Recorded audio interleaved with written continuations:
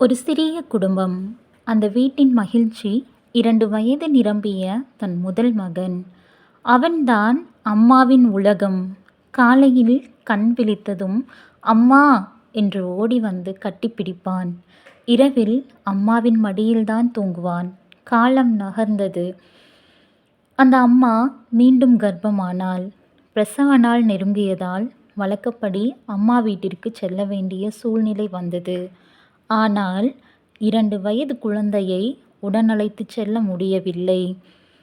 அவன் அப்பாவுடனும் பாட்டியுடனும் வீட்டிலேயே இருந்தான்.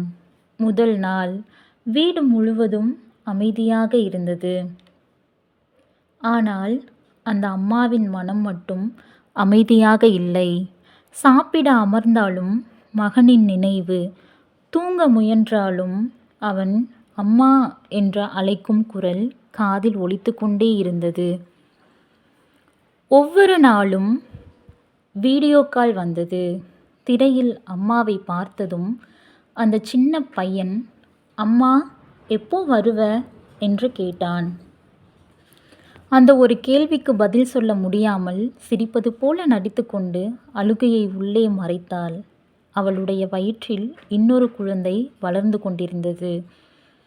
கையில் தழுவ முடியாத முதல் குழந்தை. மனதில் மட்டும் ஒவ்வொரு நொடியும் வாழ்ந்து கொண்டே இருந்தான். பிரசவ நாள் வந்தது. அழகான ஒரு குழந்தை பிறந்தது. குடும்பம் முழுவதும் மகிழ்ச்சி. ஆனால் அந்த அம்மாவின் மனம் இன்னும் ஒரு முகத்தை தேடியது. சில நாட்களுக்கு பிறகு 2 வயது மகன் மருத்துவமனைக்கு வந்தான். அம்மாவை பார்த்ததும் ஓடி வந்து இறுக கட்டிப்பிடித்தான். அந்த நொடி அந்த அம்மாவின் கண்களில் கண்ணீர் வழிந்தது. அது சோகத்தின் கண்ணீர் அல்ல, பல நாட்களாக அடக்கி வைத்திருந்த அன்பின் கண்ணீர்.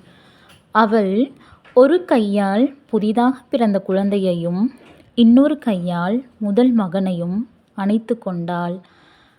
அந்த நொடியில் அவள் உணர்ந்தது ஒன்றே ஒன்று. ஒரு தாயின் இதயம் 2 குழந்தைகளுக்காக பிரிவதில்லை, 2 மடங்காக விரிவடைகிறது. தாயின் அன்பு என்றும் உண்மையானது. உங்களை உண்மையாக நேசிக்கும் ஒரு உறவு தாய் மட்டுமே. இந்த கதை பிடிச்சிருந்தா சப்ஸ்கிரைப் பண்ணிக்கோங்க.